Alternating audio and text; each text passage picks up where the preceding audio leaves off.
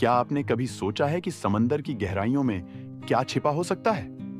क्या हो अगर उन कहानियों में सच्चाई हो जो हमें जल परियों के बारे में बताई जाती हैं? सैकड़ों सालों से जल परियों की कहानियां हमें सुनाई जाती रही हैं। कुछ लोग कहते हैं कि वे सिर्फ कल्पनाएं हैं, लेकिन समंदर की गहराइयों में जो छिपा होता है वह हमारी सोच से परे है।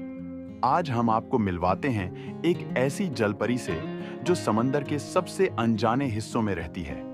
उसकी दुनिया हमसे बहुत दूर, समंदर के नीचे एक जादुई और रहस्यमयी दुनिया में छुपी हुई है। यह जलपरी सिर्फ समंदर की गहराइयों में नहीं रहती, बल्कि वह छुपे हुए खजानों और रहस्यों की रखवाली करती है।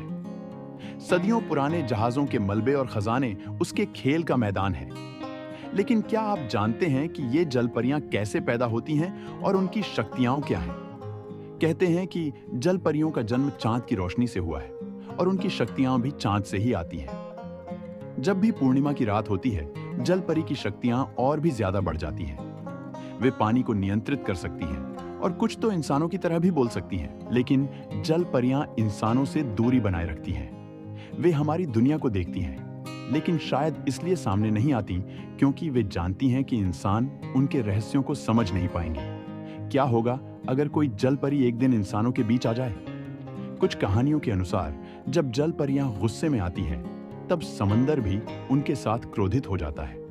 तूफान उठते हैं, लहरें उफान मारती हैं और समंदर की शांति खो जाती है। पर कुछ लोग यह भी मानते हैं कि जलपरियों का दिल बेहद कोमल होता है। जलपरियां हमें एक ऐसे संसार की याद दिलाती हैं जिसे हम शायद कभी पूरी तरह से नहीं समझ पाएंगे। उनका रहस्य, उनकी दुनिया और उनका जादू हमेशा हमारी कल्पनाओं को हवा देता रहेगा। लेकिन अगर एक दिन आप समुद्र के किनारे खड़े होकर उसे ध्यान से देखें, तो शायद आपको भी उसकी गहराइयों से एक जलपरी की झलक मिल जाए। क्या आप मानते हैं कि जलपरियां सच में होती हैं? हमें कमेंट्स में बताएं। अगर आपको यह कहानी पसंद आई हो तो इस वीडियो को लाइक करें और हमारे चैनल को सब्सक्राइब करना न भूलें। और हाँ, अगली बार जब आप समंदर के पास जाएं तो थोड़ा ध्यान से देखें, शायद जलपरी आपको भी दिखाई दे जाए।